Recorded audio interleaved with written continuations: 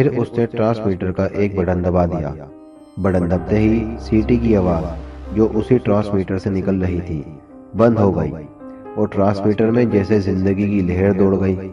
غیر ملکی نے ایک ناپ گھمانی شروع کر دی اور جب ڈائل کی سوئی ایک سرخ رنگ کے نشان پر پہنچی تو ٹرانسمیٹر سے ایسی آوازیں نکلنے لگیں جیسے سمندر کی لہریں ساحل کے ساتھ ساتھ پھٹک رہی ہوں۔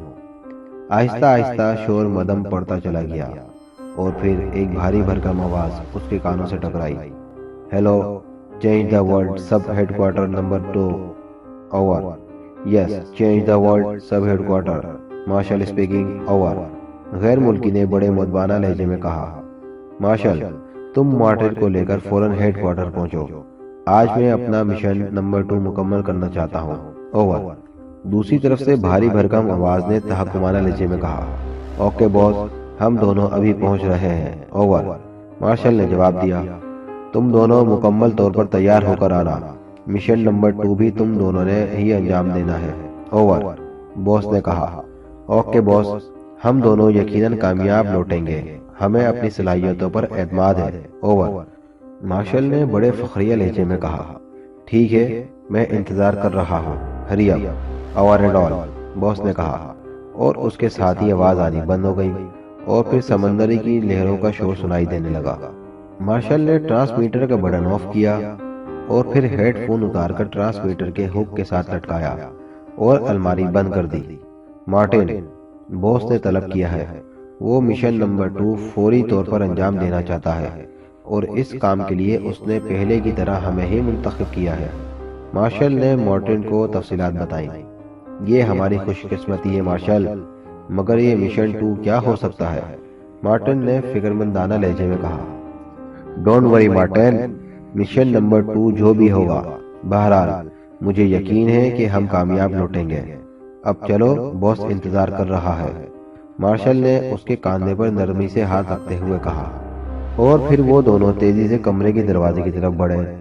انہیں ابھی کرسیوں پر بیٹھے چند ہی لمحے ہوئے تھے کہ سامنے کی دیوار روشن ہو گئی اور پھر ایک نقاب پوش چہرہ اس روشنی میں ابھرنے لگا۔ وہ دونوں مؤدب ہو کر بیٹھ گئے۔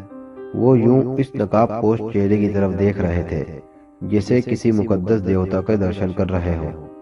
دیوار پر ابھرنے والے چہرے کی صرف آنکھیں اور ہونٹ ہی نظر آ رہے تھے، باقی ہر چیز سیاہ نقاب کے پیچھے پنہا تھی۔ تم آ گئے مارشل؟ چہرے کے ہونٹ ہلے۔ آواز انہیں پورے کمرے میں گونجتی ہوئی محسوس ہو رہی تھی۔ یس باس، ہم حاضر ہو گئے ہیں، مارشل نے انتہائی مؤدبانہ لہجے میں کہا۔ ٹھیک ہے، اب تم مشن کی تفصیلات سمجھ لو اور پھر مشن پر روانہ ہو جاؤ۔ تم نے ہر قیمت پر کامیاب واپس لوٹنا ہے۔ تم جانتے ہو کہ میری لغت میں ناکامی کا لفظ صرف لاشوں کے لیے استعمال ہوتا ہے، باس نے انتہائی سخت لہجے میں کہا، اور ان دونوں کو یوں محسوس ہوا جیسے انہیں جاڑے جانے کا بخار ہو گیا ہو۔ غیر محسوس طور پر ان کا رواں رواں کانپنے لگا تھا۔ نہ جانے باس کے لہجے میں کیا جادو تھا۔ ہم کامیاب لوٹیں گے باس، آخر مارشل نے حواس جمع کرتے ہوئے کہا۔ Okay, wish you good luck, boss نے جواب دیا، اور دوسرے لمحے اس کا چہرہ غائب ہو گیا۔ اب دیوار سپاٹ تھی، دیوار پر روشنی بدستور موجود تھی۔ پھر روشنی کا ایک منظر ابھرنے لگا۔ منظر میں ایک بہت بڑا پانی صاف کرنے کا کارخانہ نظر آ رہا تھا۔ یہ فوجی چھاونی کا واٹر گینگ کا علاقہ تھا۔ تمام فوجی چھاونی کو اس واٹر کلیننگ پلانٹ سے صاف شدہ پانی سپلائی کیا جاتا تھا۔ ظاہر ہے یہ ایک اہم ترین مقام تھا، اس لیے اس کی حفاظت کا بھی معقول ترین بندوبست تھا۔ تم دونوں نے اس پلانٹ کے اندر داخل ہونا ہے اور پھر اس میں واٹر اسٹور میں وہ جراثیم ملانے ہیں جو ابھی تمہارے حوالے کیے جائیں گے، باس نے انہیں ہدایت دیتے ہوئے کہا۔ باس، اگر گستاخی معاف ہو تو ایک سوال کر سکتا ہوں؟ مارشل نے ڈرتے ڈرتے پوچھا۔ ہاں کہو، کیا کہنا چاہتے ہو؟ باس نے نرم لہجے میں کہا۔ باس، چھاونی میں ہم پہلے ہی وہ جراثیم ملک پلانٹ میں ملا چکے ہیں جنہوں نے چھاونی کی سپاہیوں اور آفیسرز پر خاصا اثر جما لیا ہے۔ اب پھر چھاونی کے پلانٹ میں ان جراثیموں کو ملانے کا کیا فائدہ؟ مارشل نے اپنا اعتراض تفصیل سے پیش کیا۔ مارشل، تم ان باتوں کو نہیں سمجھ سکتے۔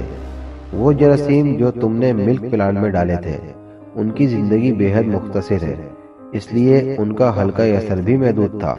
صرف 24 گھنٹے بعد ان جراثیموں کا اثر ختم ہو جاتا تھا۔ اب جو جراثیم تم نے واٹر پلانٹ میں ملانے ہیں یہ بے حد طاقتور ہے اور تیزی سے اپنی نسل بڑھاتے ہیں، اس لیے ان کا حلقہ اثر بھی بے حد وسیع ہے۔ میں چاہتا ہوں کہ اس ملک کی فوج آج کل جس عارضی نوعیت کی کیفیت میں مبتلا ہو گئی ہے وہ کیفیت مستقل ہو جائے۔ بوس نے جواب میں انہیں تفصیلات سے آگاہ کیا۔ مگر بوس، کیا صرف چھاؤنی کی فوج پر اپنا اثر ڈالنا کافی ہوگا یا پورے ملک میں، اور خاص طور پر ہمارے ملک کی سرحدوں پر جہاں فوج پڑی ہے ان کا کیا ہوگا؟ مارشل نے دوسرا سوال کیا۔ مارشل، تمہیں اس معاملے میں دخل دینے کی ضرورت نہیں۔ جو سوال تمہارے ذہن میں ابھرا ہے وہ میرے ذہن میں بھی آ سکتا ہے۔ میں نے اس کا حل سوچ لیا ہے، وقت آنے پر سب کچھ ہو جائے گا۔ فی الحال جو تم سے کہا گیا ہے وہ کرو۔ اس دفعہ باس کا لہجہ بے حد سخت تھا۔ سوری باس، مارشل نے قدرے خوفزدہ لہجے میں کہا۔ اوکے، اب تم لوگ جاؤ۔ اسی کمرے کی بائیں دیوار کی دوسری الماری میں تمہیں ان جراثیم کی شیشی مل جائے گی۔ باس کی آواز سنائی دی اور پھر دیوار تاریک ہو گئی۔ دیوار کے تاریک ہوتے ہی مارشل اور مارٹن اٹھے اور پھر انہوں نے بائیں دیوار کی دوسری الماری کھولی۔ اس میں ایک چھوٹی سی بوتل موجود تھی جس کا منہ کسی مخصوص کیمیکل سے بند کیا ہوا تھا۔ بوتل میں موجود جراثیم ایسے محسوس ہو رہے تھے جیسے سبز رنگ کا محلول ہو۔ بوتل چونکہ بالکل چھوٹی تھی، اس لیے مارشل نے اسے اٹھا کر اپنی جیب میں رکھ لیا اور پھر وہ دونوں کمرے کی دیوار کی طرف بڑھتے چلے گئے۔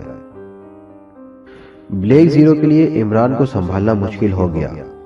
جب سے بلیک زیرو عمران کو پرانے قلعے سے واپس لے کر آیا تھا وہ عجیب سی الجھن میں مبتلا تھا۔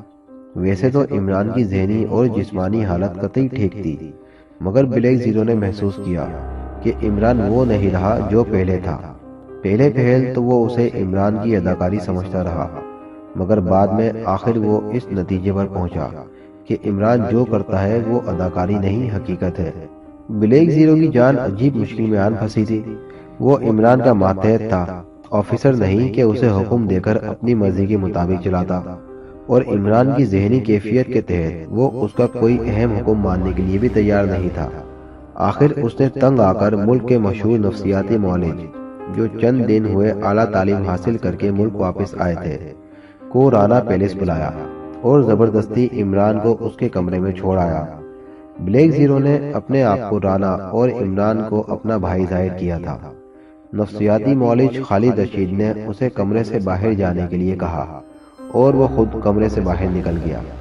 عمران خاموشی سے نفسیاتی معالج کے سامنے کرسی پر بیٹھا تھا اور نفسیاتی معالج یوں بغور عمران کو دیکھ رہا تھا جیسے وہ عمران کی بجائے چڑیا گھر میں درامد شدہ کسی نئے اور عجیب الخلقت جانور کو دیکھ رہا ہو۔ آپ کا نام؟ معالج نے پہلا سوال کیا۔ لہجہ بے حد نرم تھا۔ Ali Imran, M S C, D S C, Oxon. Imran نے بڑی شرافت اور سنجیدگی سے نفسیاتی معالج کو اپنا نام بما اپنی ڈگریوں کے سنا دیا۔ نفسیاتی معالج عمران کی ڈگریاں سن کر یوں چونکا جیسے اسے بچھو نے کاٹ لیا ہو۔ آپ ڈی ایس سی ہیں؟ اس نے یوں آنکھیں پھاڑ کر عمران کو دیکھا جیسے وہ اپنے سامنے کوئی عجوبہ دیکھ رہا ہو، اور عمران کے چہرے پر حسب معمول حماقت کی پرچھائیاں نظر رہی تھیں۔ جی ہاں، ڈی ایس سی ہوں۔ کاش ڈی سی ہوتا۔ یہ ایس یعنی سلیمان نے درمیان میں آ کر میرا حشر برا کر دیا ہے۔ کم وقت نے مول کی دال کھلا کھلا کر میدا چوپٹ کر دیا ہے، اس لیے صاحب اب مجبوراً ڈی ایس سی ہوں۔ عمران کی آنکھوں میں ہلکی سی شرارت کی چمک تھی۔ وہ اب نفسیاتی معالج کو گھسنے پر تیار ہو چکا تھا۔ یعنی سلیمان آپ کا باورچی ہے جو آپ کی ڈپٹی کمشنری کے درمیان رکاوٹ بن گیا ہے۔ نفسیاتی معالج نے کیس کو سمجھنے کے لیے ایک پوائنٹ نکالنا چاہا۔ ارے میری ڈی سی یعنی ڈپٹی کمشنر بننے کے تو کوئی تک ہی نہیں، اصل مسئلہ تو سلیمان کا ہے۔ وہ کم وقت میرے لیے ہر وقت ڈپٹی کمشنر بنا رہتا ہے، یہ کھاؤ وہ کھاؤ، یہ مت کھاؤ وہ مت کھاؤ، بس آرڈر چلاتا رہتا ہے۔ عمران نے ذرا تفصیل سے سلیمان کی سرگرمیوں پر روشنی ڈالی۔ اوہ، تو دراصل آپ اپنے باورچی سے تنگ ہیں۔ نفسیاتی معالج نے اطمینان کی سانس لی جیسے اس نے اس پیچیدہ ترین مسئلے کا اصل مرکز ڈھونڈ لیا ہو۔ جی ہاں، بے حد تنگ ہوں، اتنا کہ بعض اوقات اوور کوٹ کی بجائے بنیان پہن لیتا ہوں اور وہ اوور کوٹ کی بجائے بالکل فٹ آ جاتی ہے، بس صرف بازو ننگے رہ جاتے ہیں۔ اس کی مجھے پرواہ نہیں، کیونکہ آخر بازو کے مسلز بھی تو کسی کو دکھانے ہیں۔ عمران نے نفسیاتی معالج کا قافیہ تنگ کرنا شروع کر دیا۔ تو آپ باورچی کو نکال کیوں نہیں دیتے؟ نفسیاتی معالج نے جیسے تمام مسائل حل کر دیا ہو۔ تو صاحب، باورچی خانے کا خرچہ کون اٹھائے گا؟ اگر آپ تیار ہوں تو میں اسے آج ہی نکالے دیتا ہوں۔ میرا مینو سن لیجئے۔ ناشتے میں 3 جگ پھلوں کا رس، آدھا سیر مکھن، 10 پراٹھے اور بس آپ تفصیلی مینو مت بتلائیے، میں سمجھ گیا کہ آپ پہلوانوں کی خوراک کھاتے ہیں۔ نفسیاتی معالج شاید اب عمران کی چرب زبانی سے گھبرا گیا تھا اور عمران خاموش ہو گیا۔ اچھا عمران صاحب، یہ بتلائیے کہ آپ کو اپنے بچپن کا کوئی ایسا واقعہ یاد ہے جو ہمیشہ آپ کے دماغ پر چھایا رہا ہو، یا جسے آپ نے ہمیشہ دلچسپ سمجھا ہو؟ نفسیاتی معالج نے کیس کی ایک اور پہلو سے تحقیقات شروع کر دی۔ جی ہاں، ایک نہیں بلکہ 1000 واقعات ہیں، میں آپ کو سنانے چلتا ہوں۔ مثال کے طور پر ایک واقعہ سن لیجئے۔ ایک دفعہ کا ذکر ہے، ایک تھا بادشاہ، ہمارا تمہارا خدا بادشاہ۔ عمران نے واقعہ بتانا شروع کیا۔ ارے آپ تو کوئی کہانی سنانے لگے، نفسیاتی معالج نے چونک کر کہا۔ نہیں، کہانی نہیں، واقعہ سناتا ہوں۔ بچپن میں دادی اماں اسی طرح واقعہ سنایا کرتی تھی۔ بہرحال سنیے۔ ایک دفعہ جبکہ میں جماعت دوم کا طالب تھا، ہمارے اسکول میں ایک ڈاکٹر آیا۔ بڑا مشہور و معروف ڈاکٹر تھا اور بچوں کی امراض میں ماہر تھا۔ ہمارے اسکول کے ہیڈ ماسٹر نے بہت بھاری فیس دے کر اسے بلوایا تھا تاکہ وہ ہم سب بچوں کا طبی معائنہ کرے، اور اگر کوئی ہم میں سے بیمار ہو تو اس کا علاج ہو سکے۔ سن رہے ہیں نا آپ؟ عمران نے آخر میں ڈاکٹر کے چہرے کو دیکھتے ہوئے کہا، اور ڈاکٹر کے چہرے پر موجود ناگواری اور بیزاری کے اثرات صاف نظر آ گئے۔ ہاں صاحب، سن رہا ہوں، بڑا ہی دلچسپ واقعہ ہے۔ نفسیاتی معالج شاید اپنے پیشے کو دل ہی دل میں گالیاں دے رہا تھا کہ اس پیشے میں کیسی مصیبتوں سے پالا پڑتا ہے۔ ہاں تو صاحب، اس نے سب بچوں کو معائنہ کیا۔ جب میری باری آئی تو اس نے پوچھا، ہیلو ماسٹر، کیا حال ہے؟ میں نے جواب دیا، جناب ماسٹروں کا بہت برا حال ہے۔ کوئی بیچارہ بواسیر کا ہے تو کوئی لقوے کا اسیر، کسی کو کم سنائی دیتا ہے تو کسی کو دکھائی کم دیتا ہے۔ میں نے اپنے اسکول کے ماسٹروں کی بیماری کی تفصیل بیان کرنا شروع کر دی۔ ہاں، تو آپ سمجھے کہ وہ آپ سے ماسٹروں کی بیماریوں کا پوچھ رہا تھا؟ وہ تو آپ کے متعلق پوچھ رہا تھا۔ نفسیاتی معالج اس واقعے سے کافی محفوظ ہوا۔ ارے آپ سنیے تو صحیح، وہ واقعی ماسٹروں کے متعلق پوچھ رہا تھا۔ عمران نے شرافت بھرے لہجے میں جواب دیا۔ کیا مطلب؟ کیا اس ڈاکٹر کا دماغ خراب تھا؟ نفسیاتی معالج نے چونک کر پوچھا۔ اسے دراصل اپنی بات کے خلاف معاملہ جاتے دیکھ کر غصہ آ گیا تھا۔ ارے نہیں، صرف اسی ڈاکٹر کا دماغ تو صحیح تھا، وہ دراصل مجھے ماسٹر سمجھ رہا تھا۔ عمران نے وضاحت کے ساتھ ساتھ اس پر بھی چوٹ کر دی۔ نفسیاتی معالج خون کے گھونٹ پی کر رہ گیا۔ وہ اور کر بھی کیا سکتا تھا؟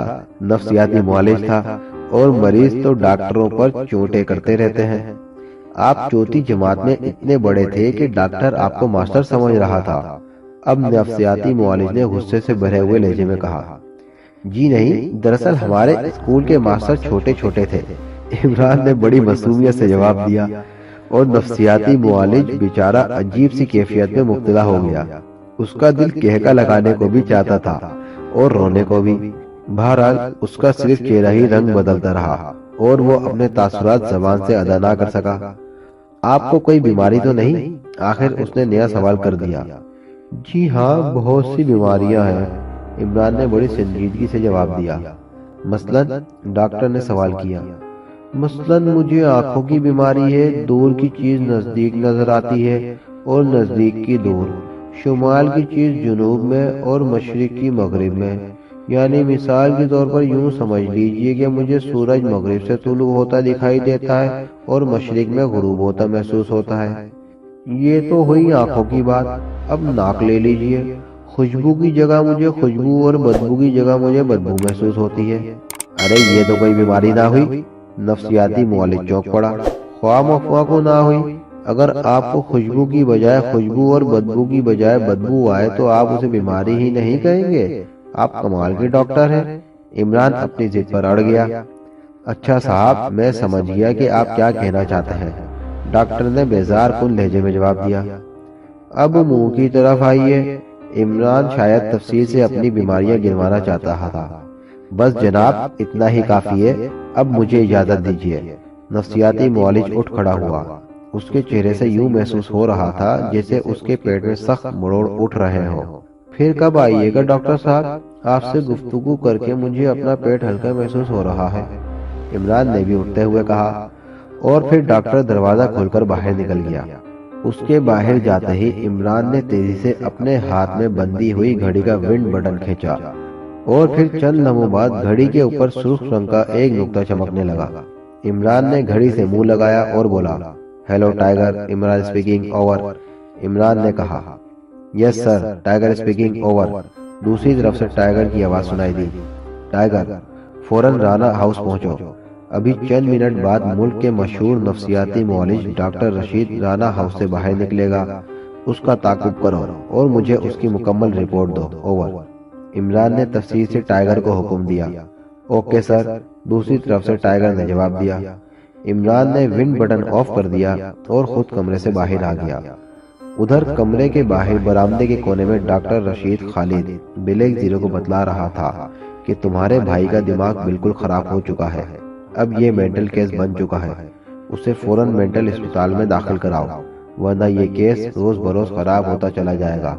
اور بلیک زیرو بڑی حیرت سے ڈاکٹر کی شکل دیکھ رہا تھا، جس کے پاس نفسیات کی اعلیٰ ترین ڈگریاں تھیں اور جو عمران کو پاگل قرار دے رہا تھا۔ آپ کیا کہہ رہے ہیں ڈاکٹر صاحب، عمران اور پاگل؟ بلیک زیرو نے حیرت بھرے لہجے میں کہا۔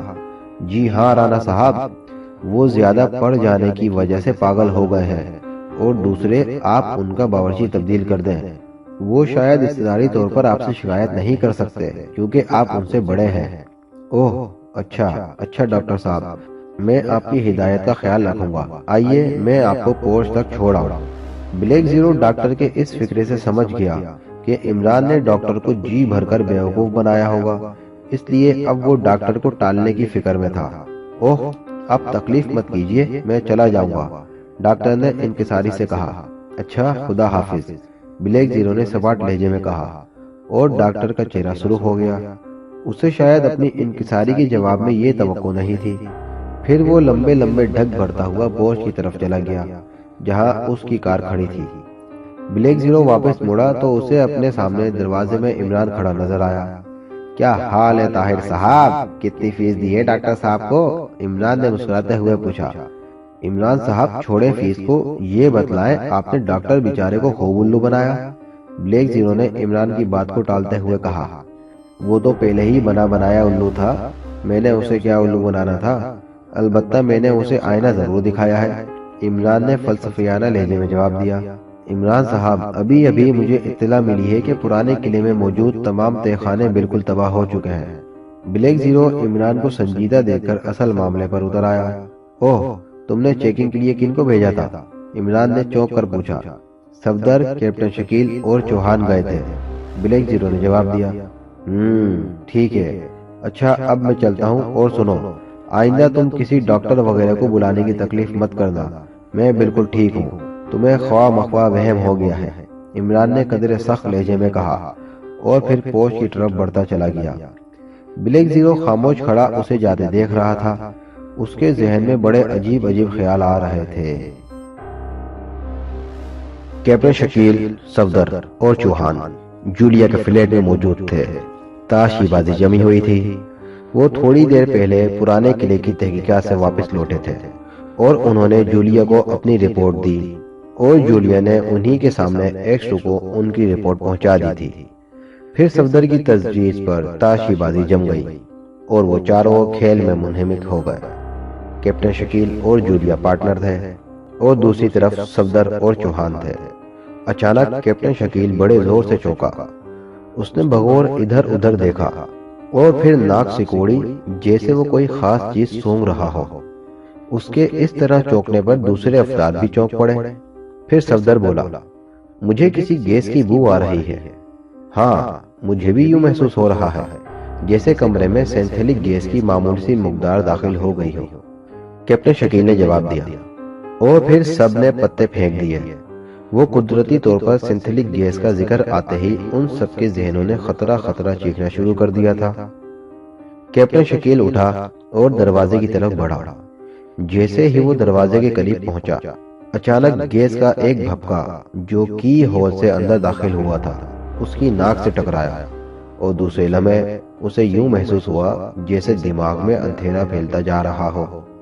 اس نے سنبھلنے کی کافی کوشش کی، لیکن گیس کا اثر شدید اور فوری تھا۔ دوسرے لمحے وہ لڑکھڑاتا ہوا فرش پر آ گرتا اگر صفدر اور چوہان دوڑ کر اسے نہ سنبھال لیتے۔ صفدر اور چوہان نے اسے سنبھال کر فرش پر لٹا دیا، اور پھر ان کے دماغ بھی چکرانے لگے۔ اب کی ہول سے مسلسل کمرے میں گیس کے بھپکے داخل ہو رہے تھے۔ ڈگمگاتے ہوئے ذہن کے باوجود صفدر نے بڑی پھرتی سے ریوالور نکالا اور پھر اس نے دروازے پر فائر کر دیا۔ گولی کی ہول کے بالکل قریب لگی اور دروازے میں سوراخ کرتی ہوئی دوسری طرف چلی گئی۔ دروازے کے دوسری طرف ایک ہلکی سی چیخ بھی سنائی دی، مگر پھر اس کے دماغ پر تاریکی کی چادر پھیلتی چلی گئی۔ یہی حال چوہان کا ہوا، اور جولیا جو کیپٹن شکیل کی حالت دیکھ کر حیرت زدہ سی ہو کر کرسی سے اٹھ کھڑی ہوئی، چند لمحوں کے حیرت کے بعد لڑکھڑاتی ہوئی اسی کرسی پر ڈھیر ہو گئی۔ چند لمحے اسی طرح گزر گئے، پھر کی ہول میں کسی نے چابی ڈال کر گھمائی، اور دوسرے لمحے دروازہ آہستہ آہستہ کھلنے لگا۔ دروازے کی جھرری سے ایک چہرہ نظر آیا، اور پھر جب اس نے کمرے میں موجود افراد کو بے ہوش دیکھا تو دوسرے لمحے ایک جھٹکے سے دروازہ پوری طرح کھول دیا گیا۔ نووار تعداد میں 4 تھے اور چاروں غیر ملکی تھے۔ وہ سب دروازہ کھلنے کے بعد 3 منٹ بعد خاموشی سے اندر داخل ہوئے، اور پھر انہوں نے دروازہ بند کر دیا۔ کمرے سے گیس نکل چکی تھی۔ ایچی سن، جلدی کرو، ان سب کو انجیکشن لگاؤ۔ میٹریٹ، تم اس فلیٹ کی مکمل تلاشی لو، ہری اپ۔ ایک لہیم شہیم جسم کے مالک غیر ملکی نے، جو شاید ان کا انچارج تھا، اپنے 2 غیر ملکیوں کو حکم دیا۔ پھر ایچی سن نے جیب سے ایک چھوٹا سا ڈبہ نکالا اور اس میں سے ایک بڑی سرنج باہر نکالی۔ دوسری جیب سے اس نے ایک بوتل نکالی۔ بوتل میں سبز رنگ کا محلول تھا۔ ایچی سن نے سرنج کے آگے سوئی لگائی اور پھر سوئی بوتل کے منہ پر لگے ہوئے ربڑ میں گھونپ دی۔ اب وہ محلول تیزی سے سرنج میں داخل ہونے لگا۔ چند لمحوں بعد آدھی سرنج بھر چکی تھی اور بوتل خالی تھی۔ اس نے سوئی بوتل سے باہر نکالی اور پھر اپنے انچارج کے قریب کھڑے ایک غیر ملکی کو اشارہ کیا۔ اس نے آگے بڑھ کر سب سے پہلے صفدر کا بازو ننگا کیا۔ صفدر کے ایک ہاتھ میں ریوالور ابھی تک دبا ہوا تھا۔ یہی شخص تھا جس نے سالم پر گولی چلائی تھی۔ وہ بیچارہ نیچے کار میں بیٹھا ٹانگ کی ڈریسنگ کر رہا ہوگا۔ اسے مقدار سے زیادہ ڈوز لگانا، انچارج نے ایچی سن سے کہا، اور ایچی سن نے سوئی صفدر کے بازو میں داخل کر دی۔ جب ایک مخصوص مقدار میں دوا صفدر کے بازو میں انجیکٹ ہو چکی تو ایچی چن نے سبز محلول چوہان کے بازو میں بھی انجیکٹ کر دیا۔ اب کیپٹن شکیل کا نمبر تھا۔ اس کے جسم میں 2 انجیکٹ ہونے کے بعد اب سرنج میں 1/4 محلول بچ گیا تھا۔ اس لڑکی کو بھی انجیکشن لگاؤ۔ انچارج نے جولیا کی طرف اشارہ کیا۔ بوس، یہ تو غیر ملکی ہے، یہ بھلا ان لوگوں کی ساتھی کیسے ہو سکتی ہے؟ ویسے گرل فرینڈ ہوگی۔ ایچی سن نے بغور جولیا کی طرف دیکھتے ہوئے کہا، تمہاری بات تو ٹھیک ہے، مگر یہ تینوں اولڈ فورٹ کی چیکنگ کے بعد سیدھے یہیں آئے ہیں، اور اس کے بعد سے یہ یہاں سے باہر نہیں نکلے۔ ظاہر ہے انہوں نے رپورٹ تو اپنے کسی انچارج کو پہنچائی ہوگی۔ ہو سکتا ہے یہی غیر ملکی لڑکی ان کی انچارج ہو۔ انچارج نے کچھ سوچتے ہوئے کہا، میرے خیال میں اس لڑکی کو انجیکشن لگانے کی بجائے ہیڈ کوارٹر لے جایا جائے۔ اگر یہ ان لوگوں کی ساتھی ہے تو اس سے بڑی قیمتی معلومات حاصل ہو سکتی ہیں۔ یہ غیر ملکی ہے، اسے اس ملک سے اتنی گہری ہمدردی نہیں ہوگی، اس لیے یہ بآسانی ٹریپ ہو جائے گی۔ ایچی سن نے رائے پیش کی، ٹھیک ہے، اسے ساتھ لے چلو۔ انچارج نے اس کے خیال کی تائید کی، اور پھر ایچی سن کے ساتھی نے آگے بڑھ کر جولیا کو اٹھا کر کاندھے پر ڈال دیا۔ رابرٹ، کیا ہوا؟ ایچی سن اب رابرٹ کی طرف متوجہ ہوا، جو ابھی ابھی تلاشی سے فارغ ہو کر اس کے قریب آ کھڑا ہوا تھا۔ سر، کوئی بھی کام کی چیز نہیں ملی۔ ایک الماری میں صرف ایک ریوالور اور چند فالتو راؤنڈ موجود ہیں، اس کے علاوہ اور کوئی مشکوک چیز نہیں ہے۔ میں نے مکمل تلاشی لے لی ہے، رابرٹ نے تفصیل سے رپورٹ پیش کی۔ اوکے، چلو اب نکلو، اپنے تمام نشانات مٹا دو، انچارج نے حکم دیا، اور پھر کمرے سے باہر نکلتا چلا گیا۔ اس کے پیچھے دوسرے غیر ملکی بھی کمرے سے باہر نکل آئے۔ بے ہوش جولیا بدستور ان کے کاندھے پر سوار تھی۔ مارشل اور مارٹن دونوں فوجی وردی پہنے ہوئے بڑے اطمینان سے فرسٹ چیکنگ پوسٹ پر پہنچے۔ وہ ایک سرخ رنگ کی کار میں سوار تھے جو مقامی طور پر رجسٹرڈ تھی۔ مارشل نے کیپٹن کا بیج اور مارٹن نے لیفٹیننٹ کا بیج لگایا ہوا تھا۔ اسٹیئرنگ اس وقت مارٹن کے ہاتھ میں تھا۔ انہوں نے کار جیسے ہی فرسٹ چیکنگ پوسٹ کے باہر روکی، ایک فوجی نے آگے بڑھ کر ان کو سلیوٹ کیا اور پھر وہ اٹینشن ہو گیا۔ مارٹن نے جیب سے ایک کاغذ نکالا اور سپاہی کی طرف بڑھا دیا۔ سپاہی نے کاغذ مارشل کے ہاتھ سے لے لیا اور پھر وہ واپس پوسٹ کی طرف بڑھ گیا۔ اس نے کاغذ اندر بیٹھے ہوئے آفیسر کو دے دیے۔ آفیسر نے رجسٹر پر اندراج کیے اور پھر اس نے کاغذ کے ساتھ ہی 2 بیج جن پر سرخ رنگ سے کراس بنا ہوا تھا سپاہی کو دے دیے۔ سی این سی نے ریڈ کراسنگ دینے کا آرڈر دیے ہیں؟ حیرت ہے، آفیسر نے اپنے ساتھ بیٹھے اسسٹنٹ سے کہا اور اسسٹنٹ نے لاپرواہی سے کندھے جھٹک دیے۔ سپاہی نے بڑے مؤدبانہ انداز میں وہ کاغذ اور ریڈ کراسنگ بیج مارشل کو دے دیے اور سیلیوٹ کیا۔ مارشل نے سر کی جنبش سے سلیوٹ کا جواب دیا اور پھر اس نے مسکراتے ہوئے مارٹن کو آگے بڑھانے کا اشارہ کیا۔ کار تیزی سے آگے بڑھتی چلی گئی۔ اب ان کے لیے بے حد آسانی ہو گئی ہے۔ ریڈ کراسنگ کی وجہ سے انہیں کسی بھی چیک پوسٹ پر زیادہ دیر نہیں روکا گیا۔ اس ریڈ کراسنگ بیج کا مطلب ہی یہی تھا کہ وہ اعلیٰ حکام کی طرف سے کسی خاص مشن پر آئے ہیں، انہیں مت روکا جائے۔ آخری چیک پوسٹ سے گزر کر جب وہ چھاؤنی میں داخل ہوئے تو انہوں نے اطمینان کا طویل سانس لیا۔ ہمارا مشن مکمل ہو گیا، مارٹن نے مسکراتے ہوئے مارشل سے کہا۔ ہاں، سی این سی کی جعلی دستخط کام آ گئے، مارشل نے بھی مسکراتے ہوئے جواب دیا۔ اب ان کی کار تیزی سے واٹر کلیننگ پلانٹ کی طرف دوڑ رہی تھی۔ وہ بدستور باتوں میں مصروف تھے۔ ان سے کافی دور ایک موٹر سائیکل بھی ان کا تعاقب کر رہا تھا۔ وہ دونوں چوکا قطعی طور پر مطمئن ہو چکے تھے، اس لیے انہوں نے اپنے تعاقب وغیرہ پر زیادہ دھیان بھی نہیں دیا۔ دوسرا، انہیں چھاؤنی کے اندر داخل ہونے کے بعد اپنے تعاقب کا تصور بھی نہیں آ سکتا تھا، مگر ملٹری انٹیلیجنس نے پچھلے دنوں سے چھاؤنی میں نگرانی انتہائی سخت کر دی تھی۔ پھر فرسٹ چیک پوسٹ کے آفیسر نے ملٹری انٹیلیجنس کے انچارج کو خفیہ طور پر ان کے متعلق ریڈ کراسنگ دیے جانے کی اطلاع کر دی تھی۔ ریڈ کراسنگ ایک انتہائی اہم اجازت نامہ تھا۔ اس کا حامل چھاؤنی میں کسی بھی جگہ، کسی بھی کمرے، پلانٹ میں بلا روک ٹوک آ جا سکتا تھا، اور یہ بیج سی این سی کے آرڈر پر ہی کبھی کبھار وقتی طور پر کسی کو ایوارڈ ہوتا تھا، جبکہ وہ شخص کسی اہم ترین مقصد کے لیے کام کر رہا ہو۔ ملٹری انٹیلیجنس انچارج نے اپنے کارکنوں کو ان دونوں کی نگرانی کا حکم دیا اور وہ خود سی این سی سے رابطہ قائم کرنے کی کوشش میں مصروف ہو گیا تاکہ ان کے آرڈر کی تصدیق ہو سکے، لیکن سی این سی سے رابطہ قائم نہیں ہو رہا تھا کیونکہ وہ ایک اہم میٹنگ میں مصروف تھے۔ سرخ رنگ کی کار ان دونوں کے لیے ہوئے جلد ہی واٹر کلیننگ پلانٹ کے سامنے پہنچ گئی۔ یہ ایک عظیم الشان واٹر کلیننگ پلانٹ تھا جس سے اس تمام وسیع و عریض چھاؤنی کو پینے کا پانی مہیا کیا جاتا تھا اور اس کی حفاظت کے لیے بھی سخت ترین انتظامات تھے۔ کار کے رکتے ہی دونوں باہر نکلے اور پھر وہ تیزی سے پلانٹ کے پہلے گیٹ کی طرف بڑھے۔ گیٹ سے باہر ہی ایک چیک پوسٹ تھی جہاں تقریباً 5 سپاہی اسٹین گن لیے چوکنے کھڑے تھے۔ مارشل اور مارٹن کے قریب پہنچتے ہی سپاہیوں نے اسٹین گنیں سیدھی کر دیں اور ساتھ ہی ان کی ایڑیاں بھی بج اٹھیں۔ چیک پوسٹ کے انچارج نے بھی ان دونوں کو سلیوٹ کیا اور پھر بولا، فرمائیے سر۔ مارشل اور مارٹن نے ریڈ کراسنگ بیج آگے کر دیے۔ صوبے دار نے بغور ریڈ کراسنگ بیج دیکھے اور پھر ان پر لکھے ہوئے نمبر اپنی ڈائری میں نوٹ کرنے لگا۔ فرمائیے جناب، اس نے ریڈ بیج انہیں واپس لوٹاتے ہوئے پوچھا۔ ہم نے پلانٹ چیک کرنا ہے، مارشل نے تحکمانہ لہجے میں جواب دیا۔ وہ دونوں مقامی آدمیوں کے میک اپ میں تھے، اس لیے انہوں نے انگریزی بھی مقامی لہجے میں بولی تاکہ ان پر شک نہ کیا جا سکے۔ پلانٹ چیک کرنا ہے، صوبے دار نے حیرت بھری نظروں سے انہیں دیکھتے ہوئے پوچھا۔ ایک دفعہ کہہ دیا، کیا تمہیں ڈھول پیٹ کر بتلایا جائے؟ آگے سے ہٹو، ایمرجنسی۔ مارٹل نے اس بار اسے جھڑکتے ہوئے کہا۔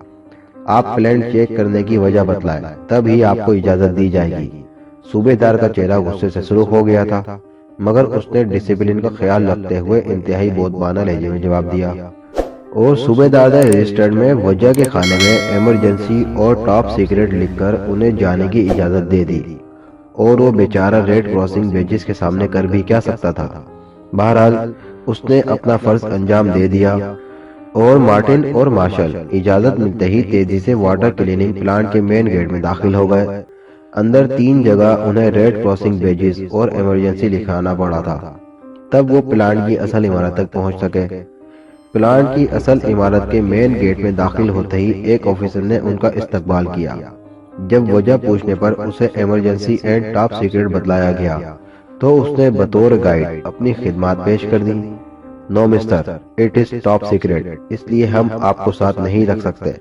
بہرحال آپ ہمیں واٹر اسٹور ہال دکھا دیں۔ تھینک یو، مارشل نے تحکمانہ لہجے میں جواب دیا۔ یس سر، فالو می، آفیسر نے اس بات میں سر ہلاتے ہوئے کہا، اور پھر وہ ان دونوں کو لے کر پلانٹ کے برآمدوں میں سے ہوتا ہوا پلانٹ کے آبی ذخیرے کی طرف چلا۔ پلانٹ کے مختلف بڑے بڑے کمروں میں مشینیں چل رہی تھیں۔ جلد ہی وہ ایک ایسے دروازے کے قریب پہنچ گئے جس کے باہر اسٹور لکھا ہوا تھا۔ دروازہ بند تھا۔ اسے کھولیے، ہم اندر جانا چاہتے ہیں، مارشل نے گائیڈنگ آفیسر سے کہا۔ بہتر سر، میں اسے کھولنے کے آرڈر لے آتا ہوں، آپ اس فارم پر دستخط کر دیجئے۔ آفیسر نے ہاتھ میں پکڑی ہوئی فائل سے ایک فارم نکالتے ہوئے کہا، تو ہمیں آپ نے وہیں کیوں نہیں کہہ دیا؟ مارشل نے غصے میں کہا، کیوں آپ ہمارا وقت برباد کرنا چاہتے ہیں؟ سوری سر، آج ہی اس کے متعلق ہیڈ کوارٹر سے آرڈر موصول ہوئے ہیں کہ بغیر آفیسر انچارج کے حکم کے کوئی شخص اسٹور روم میں داخل نہیں ہو سکتا، اس لیے مجھے خیال نہیں رہا۔ سوری، ویری سوری، آفیسر نے خجالت آمیز لہجے میں جواب دیا۔ مارٹن اور مارشل نے فارم کے نیچے دستخط کیے اور پھر فارم آفیسر کے ہاتھ میں پکڑا دیا۔ انہوں نے بڑے اہم دستخط کیے تھے تاکہ ان دستخطوں سے ان پر کوئی حرف نہ آئے۔ آفیسر فائل لیے واپس لوٹ گیا۔ تقریباً 5 منٹ خاموشی سے پورے ہو گئے۔ دوبارہ آفیسر برآمدے میں نظر آیا۔ اس بار اس کے ساتھ 5 سپاہی اسٹین گن اٹھائے ہوئے تھے۔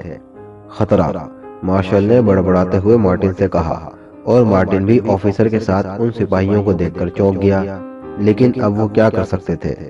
آپ ہمارے ساتھ چلیے آفیسر، انچارج نے آپ کو آفس میں طلب کیا ہے، آفیسر نے ان کے قریب پہنچتے ہوئے کہا۔ ویسے اس کی آنکھوں میں پیدا ہونے والی پراسرار چمک سے مارشل اور مارٹن سمجھ گئے کہ معاملہ گڑبڑ ہو چکا ہے۔ مارشل سوچ رہا تھا کہ کمند کہاں آ کر ٹوٹی، جبکہ وہ اپنا مشن تقریباً مکمل کر چکے تھے۔ مارشل نے مارٹن کی طرف دیکھا اور پھر معمولی سی آنکھ دبا کر اسے اشارہ کیا۔ چلیے صاحب، مارشل نے آفیسر سے کہا، اور پھر جیسے ہی آفیسر مڑا، مارشل اور مارٹن نے انتہائی پھرتی سے جیب سے ریوالور نکال کر آفیسر اور سپاہیوں پر گولیوں کی بارش کر دی۔ باقی سپاہیوں کو فائر کرنے کی مہلت ہی نہ ملی کیونکہ حملہ انتہائی اچانک اور بھرپور کیا گیا تھا، مگر ایک سپاہی کو موقع مل گیا۔ اس نے اسٹین گن سیدھی کی اور پھر ٹریگر دبا دیا۔ اسٹین گن کا رخ مارٹن کی طرف ہی تھا۔ مارٹن نے بچنا چاہا، مگر اسٹین گن سے نکلی ہوئی گولیوں کی بوچھاڑ نے اسے تڑپنے کا بھی موقع نہ دیا۔ ادھر اسی لمحے مارشل نے اس سپاہی کو بھی گولی مار دی، اور وہ صرف مارٹن کو شکار کر کے خود بھی شکار ہو گیا۔ مارشل نے لپک کر سپاہی کی اسٹین گن اٹھائی، اور دوسرے لمحے اس نے دروازے پر اسٹین گن کی گولیوں کی بوچھاڑ کر دی۔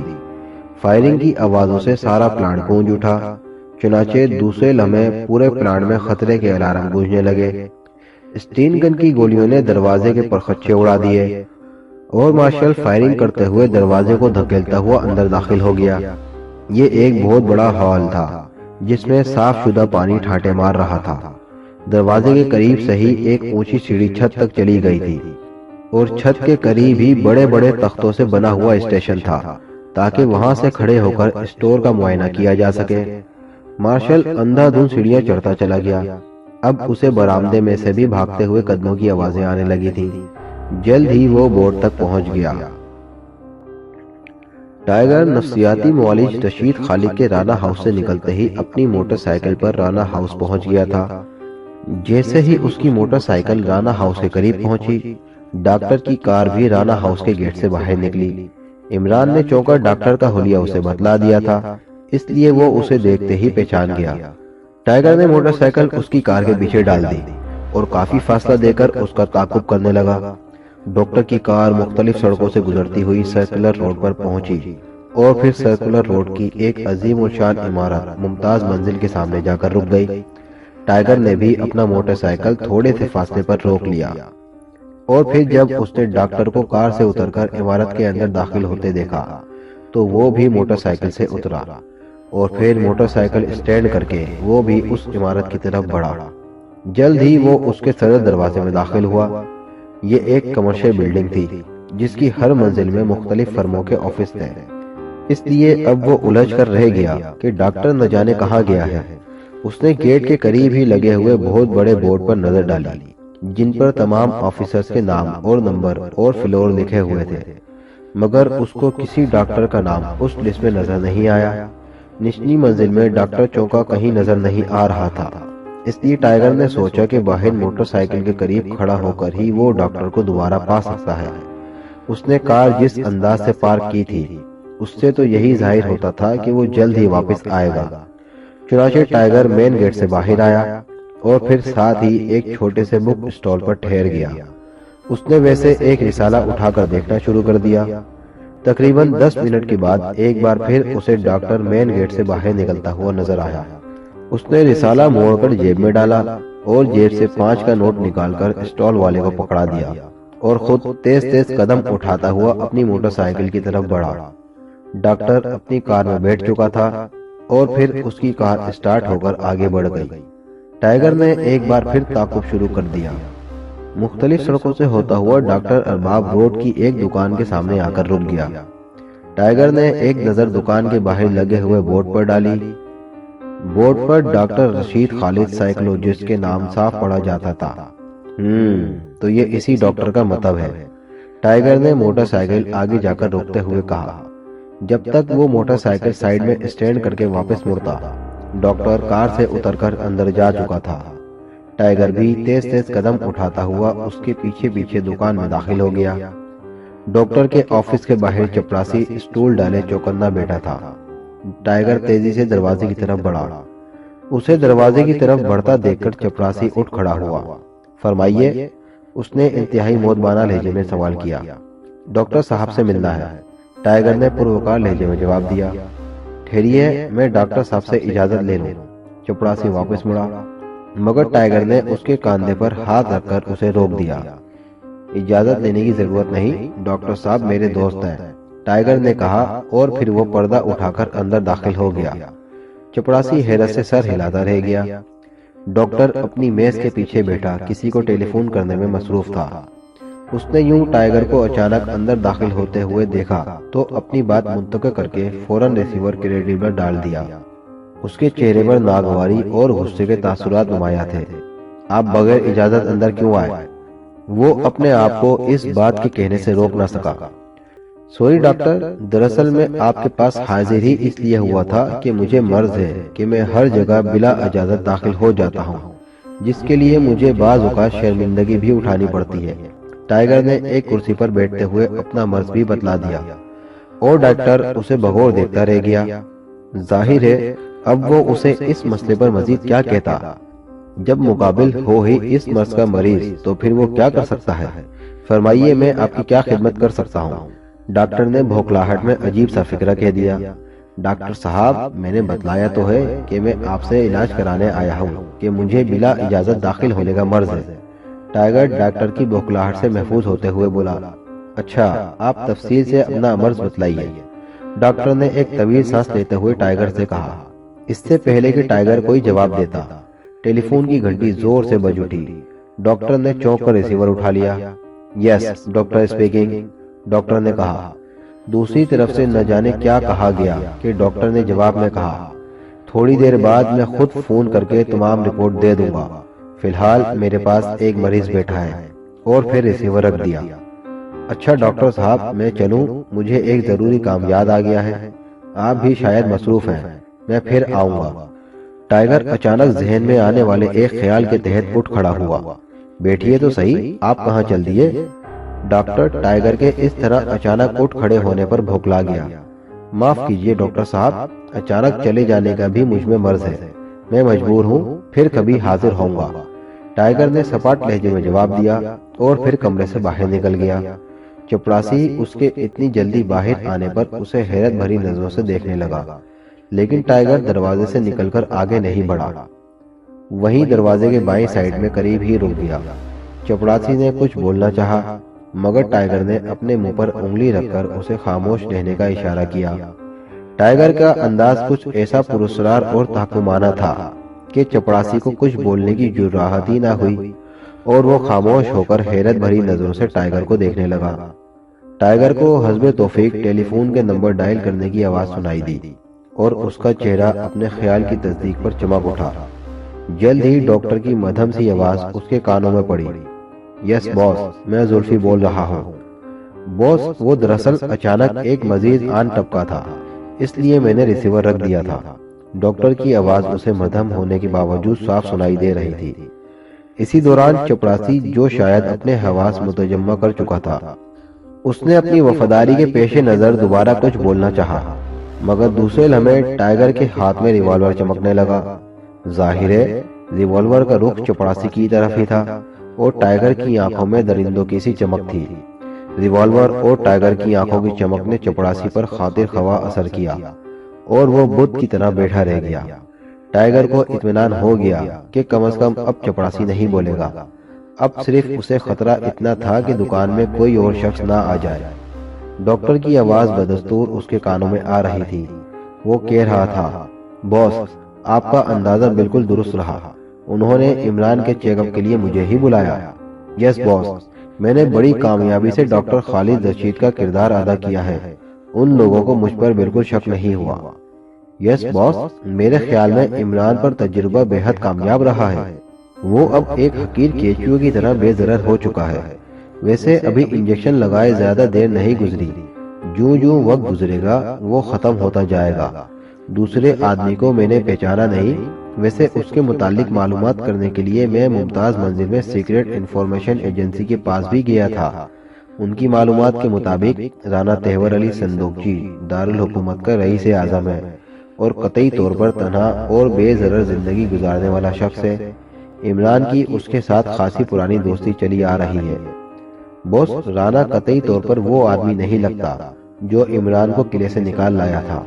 وہ آدمی بے حد پھرتیلا تھا، مگر رانا اسمارٹ جسم کا مالک ہونے کے باوجود سست اور کاہل نظر آتا ہے، اور دوسرا وہ ذہنی طور پر ہمیشہ بدحواس اور الجھا ہوا محسوس ہوتا ہے۔ یس باس، میں وقتاً فوقتاً عمران کے متعلق معلومات کرتا رہوں گا، آپ بے فکر رہیں۔ ویسے آپ مجھ پر اعتماد کریں، عمران اب وہ نہیں رہا جو پچھلے کیس کے دوران تھا۔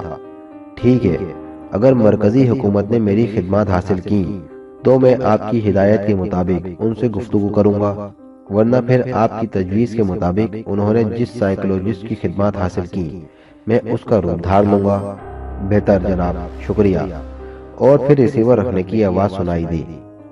یہ گفتگو وقفوں میں ہوتی رہی، اور ٹائیگر صرف ڈاکٹر کی بات ہی سن چکا تھا۔ ویسے ڈاکٹر کی گفتگو سے وہ بہت سے کہے ہوئے فکروں کا بخوبی اندازہ کر سکتا تھا۔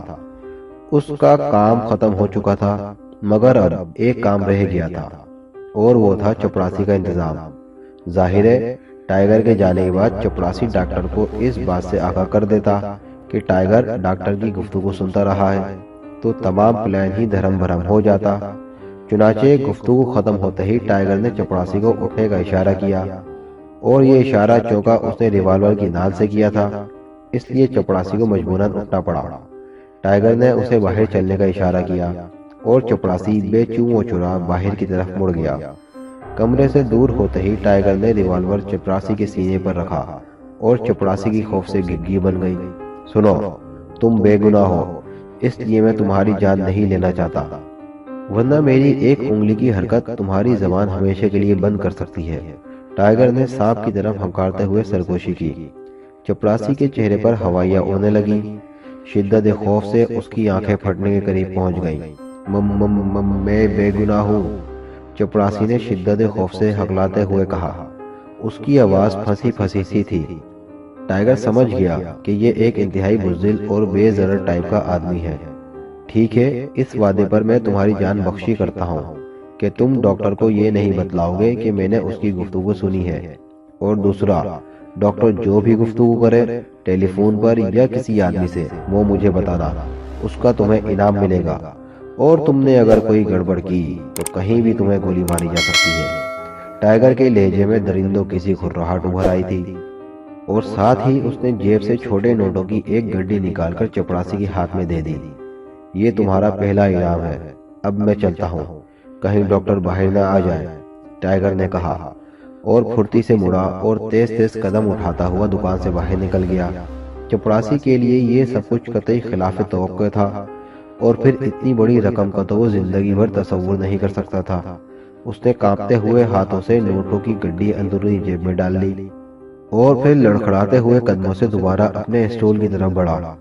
وہ ابھی تک حواس باختہ تھا، شکر تھا کہ ڈاکٹر نے اس دوران اسے نہیں بلایا تھا۔ اسٹول پر بیٹھ کر اس نے اطمینان کی ایک طویل سانس لی۔ وہ بار بار جیب کو ہاتھ لگا کر دیکھ رہا تھا، جیسے اسے یقین نہ آ رہا ہو کہ یہ سب کچھ خواب تھا یا اٹل حقیقت ہے۔ عمران رانا ہاؤس سے نکل کر سیدھا اپنے فلیٹ پر گیا۔ اس نے کار نیچے روکی اور پھر سیڑھیاں چڑھنے لگا۔ اس کی چال میں وہ تیزی سرے سے منقوط تھی جو اس کا خاصا تھا۔ عجیب مزمل طریقے سے وہ سیڑھیاں چڑھ رہا تھا، جیسے کوئی جواری اپنی زندگی بھر کی پونجی جوئے کی آخری بازی میں ہار کر واپس لوٹ رہا ہو۔ فلیٹ کا دروازہ بند تھا۔ اس نے کاہلانہ انداز میں گھنٹی کے بٹن کی طرف ہاتھ بڑھایا اور پھر بٹن آہستہ سے دبا کر ہاتھ نیچے کر لیا۔ حالانکہ اس سے پہلے عمران ہمیشہ سلیمان کو تنگ کرنے کے لیے اس وقت تک بٹن سے ہاتھ نہیں اٹھاتا تھا جب تک کہ جھنجھلائے ہوئے سلیمان کی شکل دروازے میں نظر نہیں آتی تھی، مگر اس دفعہ یہ حالت اس کی رانا ہاؤس سے نکلتے ہی ہو گئی تھی۔ چند لمحوں بعد دروازہ کھلا اور پھر سلیمان کی شکل نظر آئی، اور عمران کی شکل دیکھتے ہی سلیمان بھی حیران رہ گیا، کیونکہ وہ تو گھنٹی بجنے کے انداز سے یہی سمجھا تھا کہ کوئی نیا آدمی آیا ہے۔ عمران خاموشی سے اندر چلا گیا اور جاتے ہی صوفے پر ڈھیر ہو گیا۔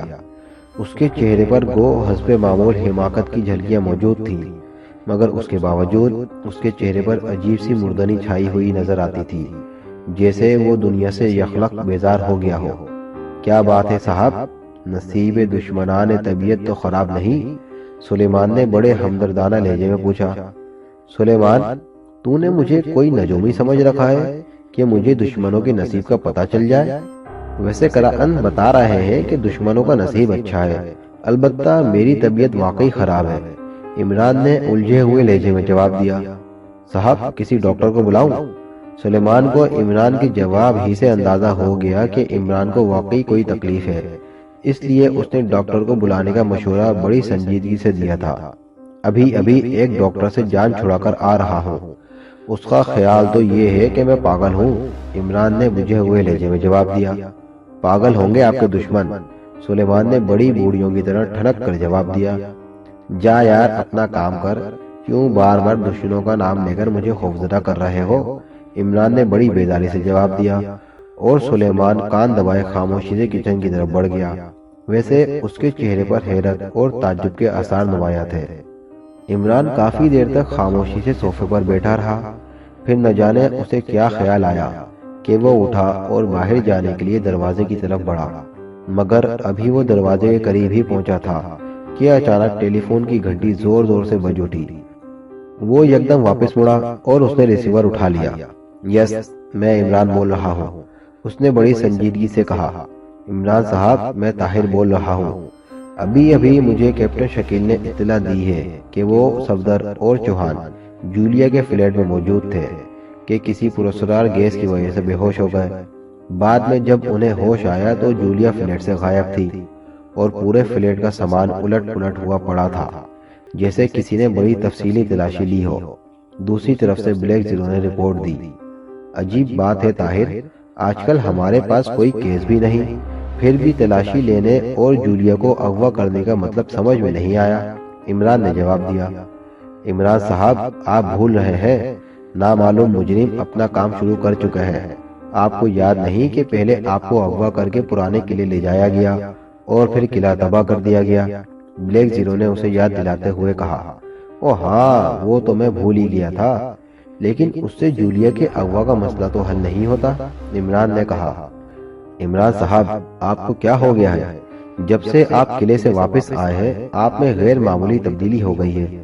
بلیک زیرو نے جھنجھلا کر جواب دیا، میں ٹھیک ٹھاک ہوں، بس ذرا طبیعت گری گری سی رہتی ہے۔ بہرحال تم تحقیقات کراؤ اور پھر مجھے رپورٹ بتلانا کہ کیا نتیجہ نکلا ہے۔ عمران نے بیزاری سے کہا اور ریسیور رکھ دیا۔ اس کا انداز بتلا رہا تھا جیسے بلیک زیرو نے اسے بتلا کر خواہ مخواہ وقت ضائع کیا ہو۔ ریسیور رکھ کر عمران واپس مڑا ہی تھا کہ گھنٹی ایک بار پھر زور زور سے بجنے لگی۔ کیا مصیبت ہے، ٹیلی فون نہ ہوا مصیبت ہو گئی، عمران نے بیزاری سے بڑبڑاتے ہوئے کہا، اور پھر دوبارہ ریسیور اٹھا کر کان سے لگا لیا۔ کون بول رہا ہے؟ اس سے سنجیدگی سے پوچھا۔ میں سلطان بول رہا ہوں۔ عمران فوراً میرے پاس پہنچو، ایک انتہائی ضروری کام ہے۔ دوسری طرف سے سر سلطان کی آواز اس کے کانوں میں پہنچی۔ اچھا میں آ رہا ہوں، عمران نے جواب دیا اور پھر ریسیور رکھ دیا۔ ریسیور رکھ کر عمران دوبارہ دروازے کی طرف بڑھا اور چند لمحوں بعد اس کی کار درمیانی رفتار سے سڑک پر دوڑتے ہی سر سلطان کی کوٹھی کی طرف بڑھنے لگی۔ عمران کو نہ جانے کیوں آج یہ احساس ہو رہا تھا جیسے اس نے ذرا بھی رفتار بڑھائی تو ایکسیڈنٹ ہو جائے گا اور وہ مر جائے گا۔ اسے آج موت سے بے پناہ خوف محسوس ہو رہا تھا۔ یہ ایک تلخ حقیقت تھی کہ موت کی آنکھوں میں آنکھیں ڈال کر مسکرانے والا عمران اب ایک انتہائی بزدل آدمی کی طرح موت سے خوفزدہ تھا، اور جوں جوں وقت گزرتا چلا جا رہا تھا اس کا خوف بڑھتا چلا جا رہا تھا۔ لیکن وہ بخیر و خوبی سر سلطان کی کوٹھی میں داخل ہو گیا۔ اس نے کار پورچ میں روکی اور پھر اتر کر ڈھیلے قدموں سے ڈرائنگ روم کی طرف بڑھا۔